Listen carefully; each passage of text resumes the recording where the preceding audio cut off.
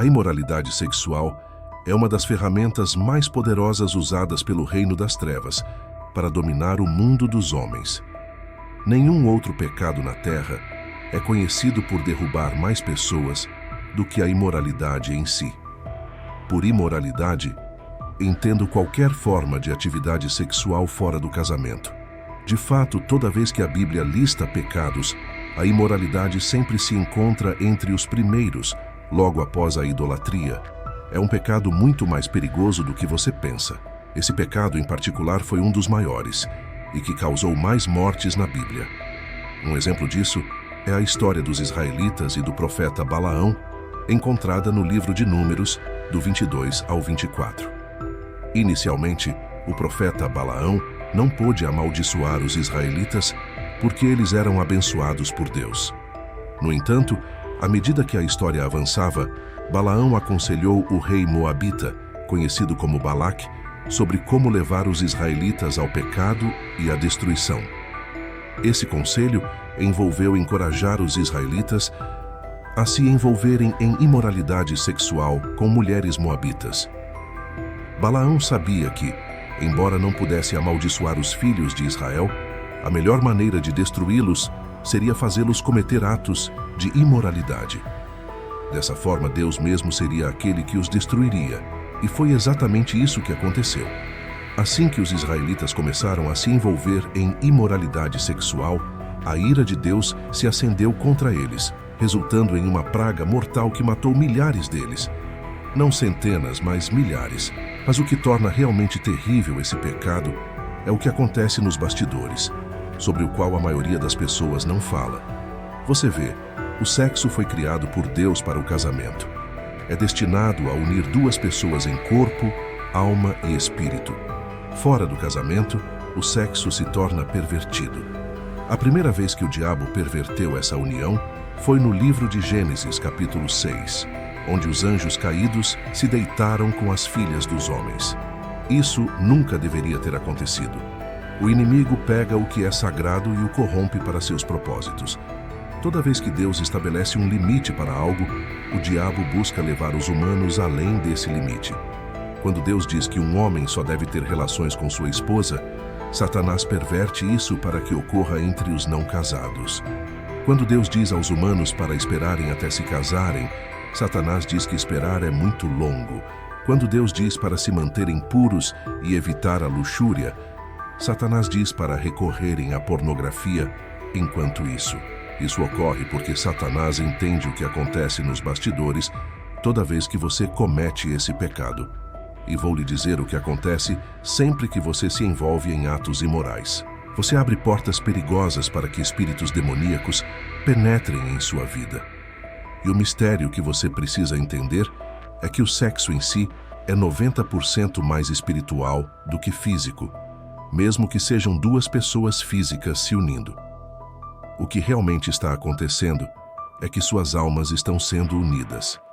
Quando isso ocorre dentro dos limites do casamento, Deus abençoa essa união e a torna frutífera. Mas quando ocorre fora do casamento, há três partes envolvidas: o homem, a mulher e o diabo. Essa combinação dessas três partes cria uma união doentia que retira virtude, bênçãos e força de cada uma das partes. Sempre que você dorme com alguém, pense nisso como colar duas peças de madeira. Quando você as separa, partes e pedaços de cada madeira ficarão na outra. Isso também é o que acontece nos bastidores quando você dorme por aí. Sua alma fica fragmentada. Ela se une a cada pessoa com quem você dormiu. Você leva pedaços de cada pessoa com quem dormiu. Com o tempo, você descobre que começa a ter múltiplas personalidades misturadas, porque um pacto foi formado. Terminar o relacionamento não apaga isso automaticamente, porque é um pacto espiritual. É por isso que muitas pessoas lutam para manter seu casamento muitos anos depois, porque se ligaram a muitas pessoas. Como resultado, eles não podem realmente ser eles mesmos muitos anos depois. A Bíblia diz no livro de 1 Coríntios 16:16: Ou vocês não sabem que aquele que se une a uma prostituta é um com ela em corpo? Pois como está escrito, os dois serão uma só carne. Este versículo enfatiza a união física e espiritual profunda que ocorre quando alguém se envolve em imoralidade sexual, destacando a seriedade de tais ações aos olhos de Deus. Então, mesmo que você pense que dormiu com apenas algumas pessoas, o reino espiritual interpreta isso de forma diferente. Ele vê como se você tivesse se casado com todas aquelas pessoas no espírito. Isso significa que quando um homem e uma mulher cometem imoralidade, cada pessoa compartilha tanto as bênçãos quanto as maldições da outra. Isso ocorre porque vocês se tornaram essencialmente um. Isso significa que se você era alguém que se manteve completamente puro e se envolveu em imoralidade com alguém que tinha todo tipo de maldição em sua vida, você também herdará as maldições dessa pessoa. É uma verdade dura. É por isso que há muitas pessoas ao redor do mundo que eram muito felizes e ativas. E tudo corria bem para elas. Mas desde o momento em que dormiram com alguém, se tornaram completamente diferentes, lidando com depressão, ansiedade e todo tipo de desafios. Isso ocorre porque uma transação espiritual aconteceu. Isso não acontece apenas quando você dorme com alguém, também acontece quando você assiste pornografia. Você pode pensar que está sozinho, mas não está. Você está realmente se envolvendo com os espíritos nos bastidores. Permita-me explicar. Os demônios não têm um corpo físico como os humanos, mas a única maneira de satisfazerem suas luxúrias é manipulando um indivíduo para se envolver em pecados secretos, como pornografia ou masturbação. A verdade é que esses demônios trabalham em grupos. Por exemplo, vamos dizer que um membro do sexo oposto passa por você. Desde o momento em que você põe os olhos nele e sua mente começa a pensar nele, o espírito da luxúria começará a plantar ideias luxuriosas em sua mente através de pensamentos imorais. Então, o espírito da luxúria pode trazer consigo o espírito de sugestão e supressão. O espírito de sugestão começará a sugerir diferentes maneiras e ideias através das quais você pode exercer sua luxúria. Ele pode começar a sugerir ideias como encontrar aquela pessoa em particular ou fazer avanços em direção a ela. Uma vez que você tenha comprado a ideia, o espírito de supressão o colocará sob pressão para agir sobre esses impulsos.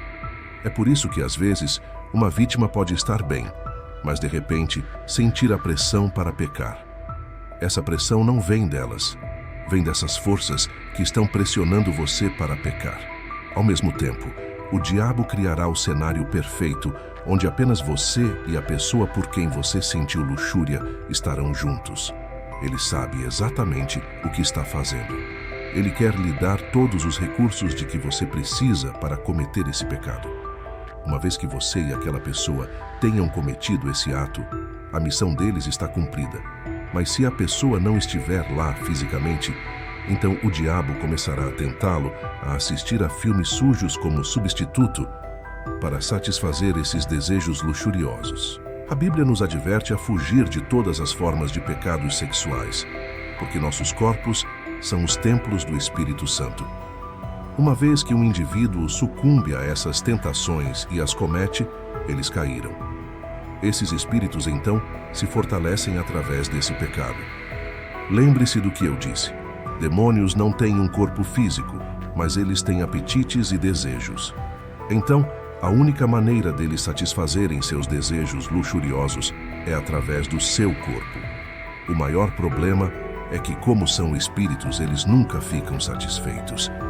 Então, eles podem usar seu corpo repetidamente para satisfazer seus desejos luxuriosos, mas nunca será suficiente.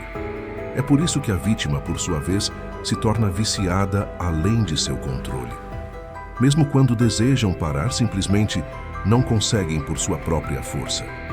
Eles literalmente podem terminar de orar e no minuto seguinte voltar e cometer o mesmo pecado novamente e novamente, porque há outra força por trás desse vício. É por isso que depois de cada ato imoral, a maioria das pessoas se sente culpada. A culpa que sentem é porque voltaram aos seus sentidos reais naquele momento, que antes foram subjugados por essas forças perversas. No final do ato, Esses espíritos deixam suas vítimas com culpa, depressão e sentimentos de inferioridade.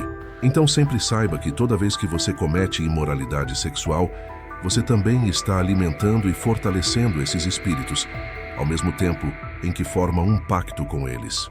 O objetivo do inimigo é sempre roubar, matar e destruir. E o pecado sexual fornece uma arma extremamente eficaz para nossas vidas e chamados. A chave para a vitória é fechar essas portas permanentemente através da confissão, renúncia e andar em santidade pelo poder do Espírito Santo. Para algumas pessoas, a libertação pode ser necessária para expulsar os espíritos parasitas que foram ligados através do pecado sexual. Mas com Deus a restauração é possível. Primeiro, clame a Jesus e se arrependa. Peça ao Espírito Santo que revele quaisquer áreas de escravidão sexual. Segundo, mergulhe nas Escrituras e permita que a palavra renove sua mente. Terceiro, elimine quaisquer gatilhos que levem à luxúria. Seja implacável sobre o que você assiste e ouve. Proteja seus olhos e coração. Quarto, busque responsabilidade. Traga suas lutas à luz com outro crente. O inimigo prospera no segredo. Quinto, adore regularmente. Quando seu coração está cheio da presença de Deus, não há espaço para o demoníaco. E por último, ore orações de proteção sobre si mesmo diariamente. Peça a Deus que o proteja dos ataques do inimigo. Suplique o sangue de Jesus sobre sua mente. As forças das trevas pintaram a imoralidade como algo divertido, inofensivo e excitante. Mas a verdade é que ela leva à dor, à quebra e à opressão espiritual. Escolha hoje andar nos caminhos de Deus. Busque a pureza. Obrigado por assistir. Se você sentiu que Deus tocou seu coração hoje com essa palavra, sinta-se à vontade para deixar um glória a Deus nos comentários. Se inscreva em nosso canal, curta e compartilhe. Que Deus abençoe.